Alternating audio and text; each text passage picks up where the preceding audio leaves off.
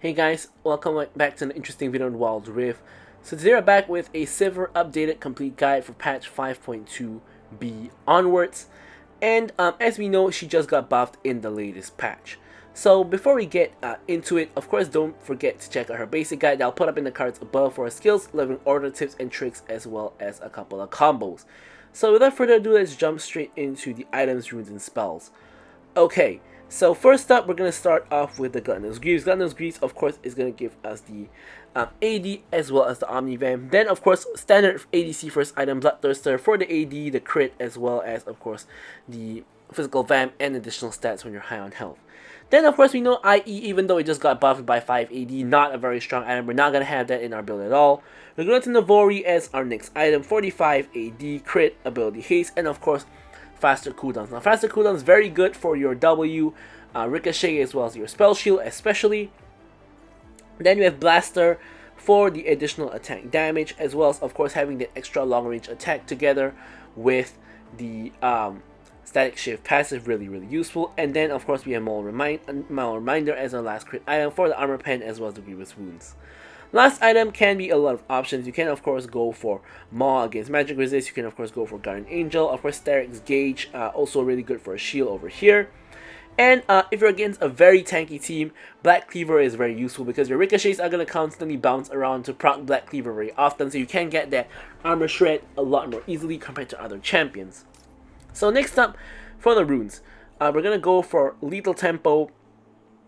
For the attack speed, because again in our build we don't have all that much attack speed, so lethal tempo is good. Now honestly, you could go for press the attack or conquer as well. All three are viable, but I think lethal tempo is generally the best option.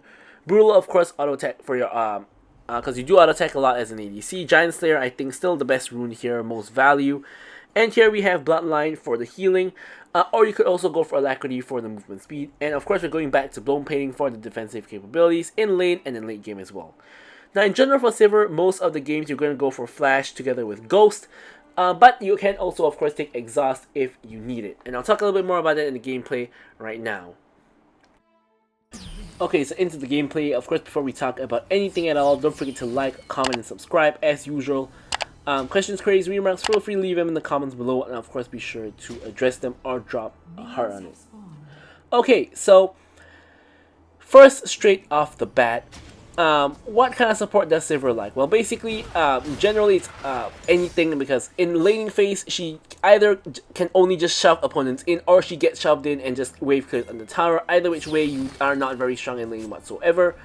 So with a tank, you can, of course, have a front line in the later stages of the game, which is very good for you. With an enchanter, you can sort of survive laning phase a little bit more easily, and they can buff you up in the later stages of the game, so both are kind of okay. So, in this match, I made a very big mistake, which is not taking Exhaust. Now, I'm going to explain why in this match Exhaust is essential. Yeah? I mean, you're going to see it for yourself with Kha'Zix killing me, but the reason why Exhaust is essential is because my Gwen and my Maokai is going to be in the front line. Talon and Vex can jump in. This leaves me alone in the backline because there's no real backline other than myself. I wouldn't really describe Vex as a backline, so I'm really the only backline in this game, which means that without Exhaust, Kha'Zix can just jump in on me and one-shot me all the time. And by the time I realized that in the game itself, it was too late, because obviously you can no longer change your summoner spells when you're in the game. So that's kind of horrible. So because of that, I actually die countless times in the Kha'Zix just because I don't actually have Exhaust. Also, before we get too far into the video, full discretion, this video is from last patch, which is 5.2a, which means this is the pre-buff Sivir, you know, before she's even stronger, I guess. So now, in the current patch, Sivir is going to be even stronger than what you can see in this gameplay. So you can see, so far, nothing interesting is going on. We're just wave clearing. We get hooked in by Swain. Maokai goes into counter engage. We're getting up a very good trade. Swain is going down to half HP. Technically, so are we, but we get up a pretty good trade. All things considered, considering Sivir is not very strong in the laning phase. And we're going to go back and complete our boots.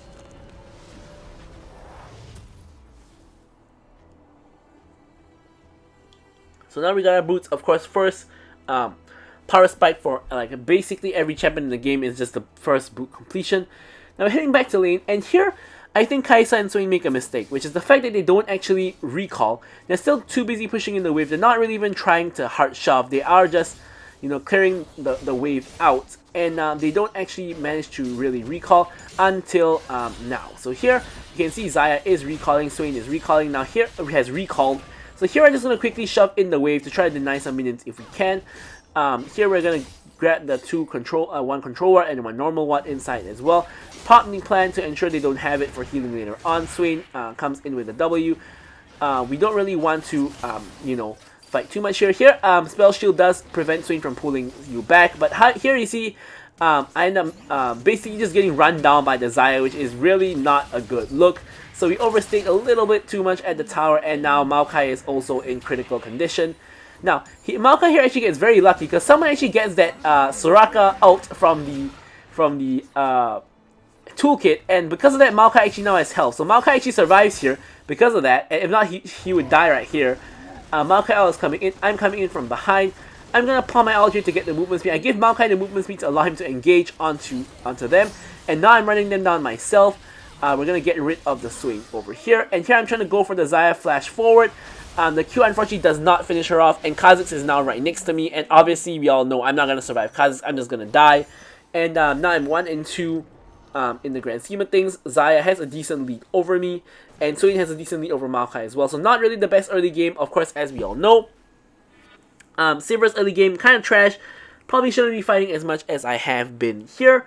However, this is a pretty strange game where there's a lot of fighting in the early game. But of course, yeah, Sivir not too good at those.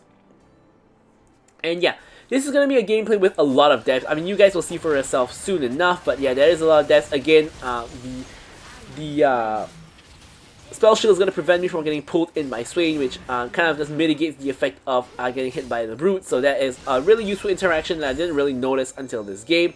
Because obviously, I do play Sivir quite a bit, but she's not really my favorite champion to play. So I don't really play her all that often, so I don't really know all the small interactions. Anyways, with Swain out of the picture, we have a lot of lane priority. So we're going to just push in the wave, clear the river control ward, and yeah, so objectives are spawning really soon. Here I actually managed to sneak in getting one plate here. 150 gold for me before Swain actually gets back. The Q hits thin air.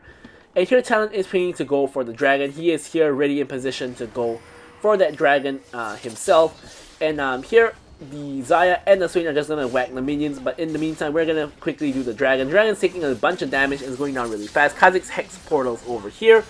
And we're probably going to be able to get it. We do get the dragon, however, Volibear as well as Kha'Zix engage in, and Maokai is dead. The Talon has to jump on the wall to prevent himself from dying, and I'm going to have to ult away. So overall, it's still, I guess you could say we did get with the dragon, and most of us got out, so it's still an okay kind of situation. Here, enemy team is trying to 2v1 me on the tower. I'm taking a bunch of damage. I am pretty low, but I am able to clear the wave using my spell, so Swain tanks a tower shot or two. Yeah, my plan is not going to respawn just yet, so I'm in a little bit of a sticky situation. Now, Maokai is back here. They can't really kill me unless they hit literally everything onto me, and I do have a decent amount of lifesteal in my kit right now with the Vamp Scepter and the Gluttonous View, so I'm able to heal up to about half HP. Now here I was actually gonna back, but Maokai gets into a fight with the both of them and pretty much just baits them in here. Xayah dies to my auto attack, and now Swain pretty much is just gonna get run down by me. He can't really do anything except of course flash away, and now he's safe because he flashed. But okay, getting Swain's flash is still a okay kind of situation. Now we're going to back. Lissandra and Kha'Zix are both headed down towards our lane, so we definitely don't want to stick around for that. Maokai unfortunately gets her back disrupted, so she's gonna get caught by Lissandra. Lissandra ults her, electrocute procs. Maokai gets the root on pulls. However, Swain pulls Maokai back, and Lissandra is eventually able to pick up the kill. So now I'm back in the lane. Kha'Zix tries to assassinate me. I flash under tower to escape him. And here I put up my spell shield to prevent his Q from doing any damage, and I kill him with the help of the tower. Lissandra goes in like a madman. I kill her as well, and here I'm committing onto the Swain with my full stack Lethal Tempo. I get a triple, but Xayah eventually gets the kill and the shutdown onto me. But you can see that just based off that triple kill, I got so much gold off of that was incredibly worth it. They kind of botched that really hard. And pretty much gave me a pretty huge lead. I am at 6.5k gold. Only person who has more gold than me is actually my own Gwen, who is 6 and 1 at this point. Now Xayah is only just slightly behind. However, a major factor to consider is Xayah has a troll item build. She has Essence Reaver first item for some reason, which is not a very good item on Xayah and not a very good item in general. So I'm not sure why she has that instead of like a BT or something more useful, but she definitely put herself behind just for going for a wrong item build. So here, of course, we're not going to care too much about what our opponents build. Of course, we have to care about that, but, you know, yeah, we're not here to correct their build for them. So here you can see Kha'Zix is in the area, and so is basically everyone else. Here, Engage comes in onto the Swain. Now here, honestly, I should have ulted way earlier, because I didn't really think it would be a full-on fight, but it turns out to be actually a full-on fight, where eventually I pretty much don't use my ult at all here. Everyone basically dies. I only ult at the very tail end of the fight to try to chase Xayah down, but there's really no point anymore. I kind of wasted my ult when I should have really used my ult way earlier than what I actually did. So that fight was not played very well by me. I mean, in terms of the micro, it was fine, but the fact that I didn't use my ult is kind of a little bit troll. So here anyways, Xayah has backed, so leaving her tower unattended, so I'm going to be able to pick up the enemy turret. And with that, I'm going to be able to back and pick up my Navori Quick Blades, of course, pretty major second item spike for me. And now I'm going to be able to rotate to the mid lane or another lane. You know, Vex is also kind of not exactly staying in mid. She looks like she's rotating top as well, which is just as well because we're headed over to mid. Now the mini issue is that Xayah is not pushing in the bot lane, and Talon has to kind of cover and stop her. But yeah, so here I'm just going to quickly shove in here. We are going to try to spell shield here. Lissandra is chasing me down. I tried to actually ghost away to get out of range of her ulti. I should have flashed instead, so I was a little bit greedy with the flash. I'm not sure if I flashed would I get out of her range or not. Maybe yes, maybe no. But either way, ghost is not going to cut it. So overall, I die and I waste my ghost cooldown as well, which is not really the best thing in the world. Now the Lissandra and the Swain are trying to cause a little bit of trouble here, but Gwen comes in off the flank, kills the Lissandra, and now Swain is getting run down by my team. Kha'Zix tries to join the party, jumps in 1v3, and obviously Kha'Zix doesn't really win in 1v3. He is able to pick up the kill onto the Talon though, and nearly actually kills the Gwen, because Gwen isolated herself. Xayah with a nice play to kill the Maokai, and then now they're just kind of posturing around each other, because Gwen still has the Hallowed Mist, and eventually she does back away when it expires, and yeah, Xayah also just plays it safe and walks away now. Xayah and Gwen are getting into a fight in the mid lane now. Pretty interesting one. Gwen is on 1 HP, running for her life, and is able to apparently escape. Vi full combo onto the Volibear. Volibear 1 HP, up 4 HP, but I'm able to finish him off. He's only worth 100 gold by the way, because he's 0 and 7. He's almost worth less than an actual cannon minion, which is kind of funny. Now here, Talon kind of sabotages me by leaving me alone, which allows Kha'Zix to one-shot me and kill me. Now I say Talon makes a mistake here, because, you know, if you guys recall at the start of the video, I said that I should have taken exhaust because these kind of situations are going to happen where I'm left alone in the backline, which is true. But in this case, if I was Talon, why is Talon ulting a Swain? Like, Swain is building full tank, and he has like a heartsteel. Like, there's no universe where Talon kills that Swain there. So Talon should be saving his ult for a squishy target like Kha'Zix, or you know, he shouldn't be hardcore engaging onto the Swain. It just doesn't make sense. I mean, he pays for it with his life, but before that, I paid for it with my life when he just made kind of illogical decision making. Because there's no real reason to jump in there. It doesn't really make any sense whatsoever. But either way, you know, these kind of things happen, so we end up taking another death. Now here I'm coming in from the side to help out my team. Here I'm just free firing onto basically whoever I can find, but now my team is kind of running away, so I have to do so as well, because I'm starting to tank the damage and be the focus of the enemy team, which is of course not what I want, so I'm going to have to walk away. Now you can see here, as I'm backing, Kha'Zix just jumps under tower, one-shots me, and calls it a day with double lethality item, and yeah, Kha'Zix can easily just kill me. Almost no counter play to that. Even if I spell shielded there, I think he still would have killed me, because his jump would have broken the spell shield, and his Q, auto where all his damage is really at, still would have bursted me down. Now here Gwen is going for the 0 and 7 Volibear. Volibear ults away. And here you can see Talon flashes to kill the Volibear. And honestly, I think Talon's flash is worth more than Volibear's life. Because Volibear is like only worth less than 100 gold. Now he's worth double-digit gold.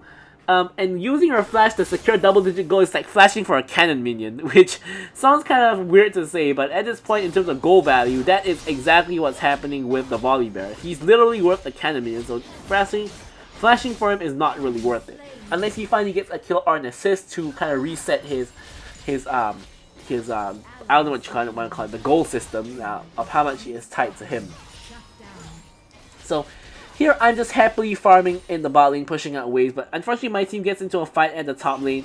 And I was initially wanting to commit to pushing bot, but I'm not going to run all the way to tier 2. So here I decide to actually back and walk up to see if they are still sticking around, because they are kind of overstaying a lot, considering that you know, they don't see me on the map anymore.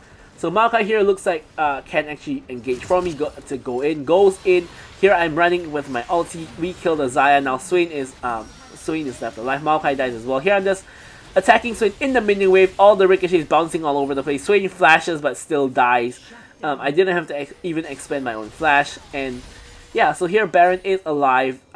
Pings for Baron are coming out, but we're gonna have to head over to mid lane to help the Gwen out a little bit. And here I basically make the same mistake. I flash over to kill the Volibear, and he's only worth 100 gold still. I cannot believe Volibear did not reset his count. I thought that the one assist there would have done it, but apparently not. And here you can see again, Kha'Zix just one-shots me, and yeah, pretty much all of my deaths are just the Kha'Zix. I can see how many times he just one-shot me throughout the whole match, but yeah, and then it's the life of an ADC playing against an assassin when you have no exhaust and your whole team kind of ditches you just because obviously they have to because of how their kits work, and Kha'Zix can just come in, pick up a free kill on you, and yeah, just walk out. So here, good news is that my team is able to secure the Baron, because Volibear and Lissandra were dead. Kha'Zix was none the wiser. Now Gwen decides to take the TX, which is not a very good idea, because Gwen is like the most fed member on the team, on par with me. I mean, honestly, me, Talon, and Gwen are all really fed. If anyone should be taking it, it's probably the Vex most likely. I think Vex probably has the least value here, because Maokai still can tank and still can engage, so probably Vex has the least value here, so probably Vex should have been taking it, but it's not what happened here. And on enemy team, really, there's no real big problem other than the Kha'Zix. I think, yeah, Swain is a little bit tanky, but no one is really a problem for me except Kha'Zix, because he can just kill me. Speak of the devil, Kha'Zix shows up in the mid lane. I'm just free hitting onto Swain to kind of stack up my lethal tempo. I actually have a full stack lethal tempo now, and now we're just going to keep on pushing as a group. Vex, I'm not quite sure what she's doing. She's hex gating from bot to top, and I guess she's going to push top. So here we're able to basically secure the inhib. Ult goes in on Maokai, who is the least valuable target over here, and kind of a waste of a Lissandra ult in my opinion. Now here Volibear goes in, it's an int. Maokai is able to pick up the kill on that. Xayah is going to go down as well. Lissandra escapes only because she has flash.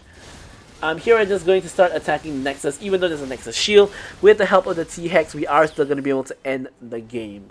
So I'm going to leave you guys with the stats as usual. Thank you guys so much for watching the video, and goodbye.